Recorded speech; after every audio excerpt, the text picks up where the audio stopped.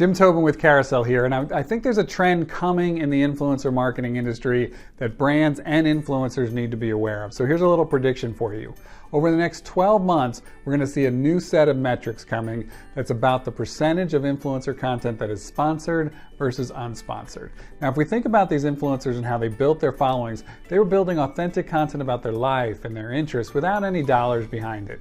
And as influencer marketing has grown, 20% of their content was sponsored, 50% of their content was sponsored. And now, increasingly, we're seeing a lot of influencers who are doing 100% of their content being sponsored. This has the potential to damage the whole industry. After all, the big benefit of influencer marketing is authenticity and third-party credibility. And if an influencer can't be trusted because all of their content is paid for, what does that do to the business? So we need to know not only the percentage of content that is sponsored versus unsponsored, we need to know the engagement rate for sponsored content versus the engagement rate for unsponsored content.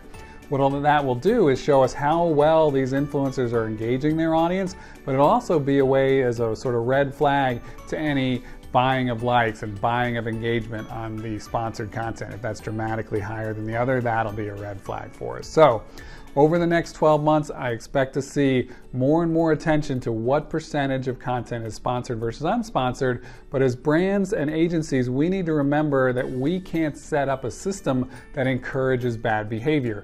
We did this as an industry with paying for likes, that sort of pay for performance, paying for following count. The industry's just now getting away from it. Let's make sure we're not setting up a system that incentivizes our influencers to have every single one of their posts sponsored. That's not good for anybody. So I'm going to keep an eye on this over the next 12 months. I'll share more as it develops. Until next time on The Spin, I'm Jim Tobin.